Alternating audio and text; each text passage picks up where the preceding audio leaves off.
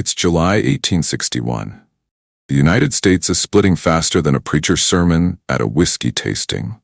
Missouri, a border state with a personality disorder, is caught between Union loyalty and Confederate seduction.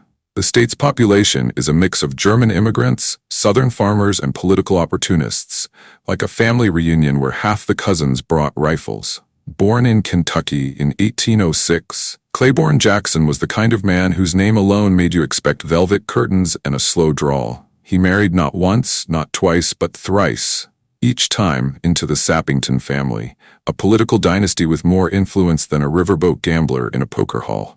His marriages were strategic, not romantic. Think chess, not candlelight. Jackson tried his hand at business, pharmacy, mercantile, land speculation, but his ventures flopped harder than a mule in a mudslide. Politics, however, was his true calling. Elected governor in January 1861, he promised neutrality. But behind closed doors, he was already writing love letters to Jefferson Davis. His goal? Pull Missouri into the Confederacy like a reluctant dance partner. But he didn't count on one thing: a Union general with the charm of a cactus and the resolve of a bulldog. Nathaniel Lyon was born in Connecticut in 1818, raised on discipline and Yankee grit. He graduated from West Point, fought in the Mexican War, and developed a reputation for being as cheerful as a thunderstorm. He never married. Perhaps because he scared off every eligible woman with his intense glare and obsession with military order.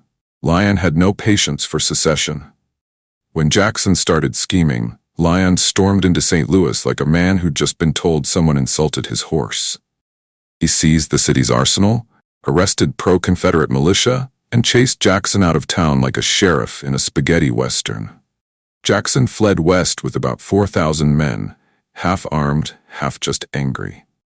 He was joined by Major General Sterling Price, a former governor and Confederate sympathizer with the charisma of a Southern preacher and the tactical finesse of a blindfolded chess player. Born in Virginia in 1809, Price moved to Missouri and built a reputation as a genteel leader. He was a lawyer, a planter, and a politician.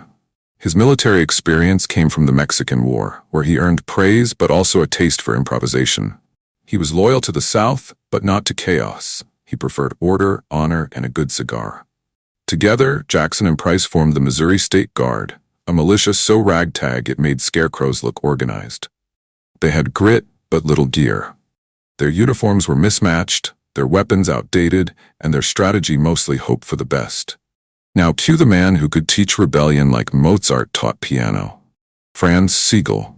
Born in Baden, Germany in 1824, Sigel was a revolutionary before it was trendy. He fought in the 1848 uprisings, fled to America, and became a teacher, journalist, and hero to German immigrants. He had a thick accent, a sharper mind, and a knack for rallying troops with phrases like, "I fights mit Sigel." Lincoln loved him, not for his battlefield brilliance, which was inconsistent, but because he could rally German-American voters like a political Pied Piper.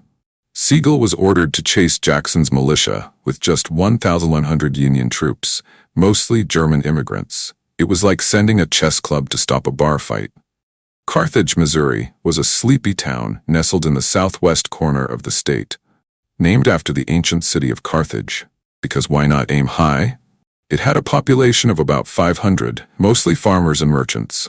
The terrain was rolling hills, thick woods, and dusty roads, perfect for ambushes and cannon smoke. While the rest of America was lighting fireworks and toasting independence with lemonade and liberty, Colonel Franz Sigel and his 1,100 Union troops were camped near the sleepy town of Carthage, Missouri. But while Sigel's camp smelled of bratwurst and optimism, Governor Claiborne Jackson was cooking up something far spicier. At dawn, Jackson's forces appeared on a ridge north of town. And by forces, we mean 6,000 men, half of whom were armed, the other half armed only with attitude and pitchforks. Jackson, ever the gambler, knew he didn't have the firepower to match Sigel's artillery. So what did he do? He sent his unarmed men forward. Yes, forward, like extras in a Shakespearean war scene. The goal? Bluff Sigel into thinking he was facing a full-scale, well-equipped army. And it worked. Sigel, peering through his spyglass, saw a sea of bodies and thought, "Mein Gott, we are outnumbered 6-1. So he did what any sensible commander would do.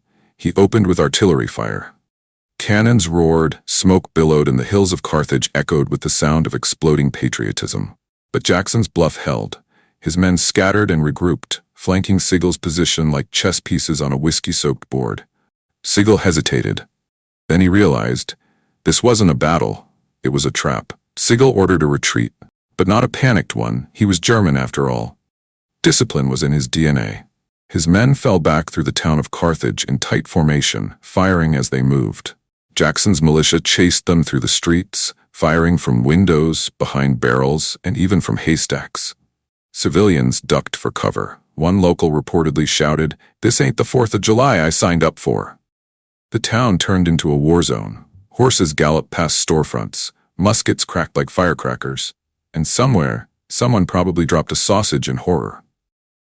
Sigel's retreat was textbook. He managed to preserve his force, avoid annihilation, and escape southward, but it was still a retreat. Jackson, despite his disorganized forces, claimed victory. Sigel later wrote, "We were not defeated, only outnumbered." Translation, we ran, but we ran with dignity. The Battle of Carthage shattered Missouri's illusion of neutrality like a dropped bottle of bourbon. July 4th, once a day of celebration, became a cautionary tale. In towns like Carthage, fireworks were replaced by gunfire. Families fled, stores closed. The smell of gunpowder lingered longer than the barbecue. Behind the battlefield was a web of political intrigue. Jackson's maneuvering had already alienated the Missouri legislature, which declared his office vacant and installed Hamilton Gamble, a Unionist, as provisional governor. Jackson, now a governor in exile, continued to lead Confederate efforts until his death from pneumonia in 1862. Sigel, meanwhile, rose to Major General, fought at Wilson's Creek, Pea Ridge, and New Market, and became a symbol of immigrant patriotism. He was beloved by his troops but criticized by fellow officers for being more inspirational than strategic. The Battle of Carthage was a Confederate victory, technically, but it exposed the deep fractures in Missouri and set the tone for a brutal guerrilla war that would rage for years. It was neighbor versus neighbor, brother versus brother, and sometimes farmer versus cannon. Sigel's retreat preserved his force, allowing him to fight another day. Jackson's victory was short-lived. His political career ended in exile, and Missouri remained in the Union. And that, dear viewer, is the swirling, smoke-filled saga of the Battle of Carthage. A tale of ambition, deception, courage, and chaos. If you enjoyed this deep dive into Civil War drama, subscribe to our channel for more battlefield breakdowns, political plots, and historical heroics. Stay tuned, stay curious, and stay historically entertained.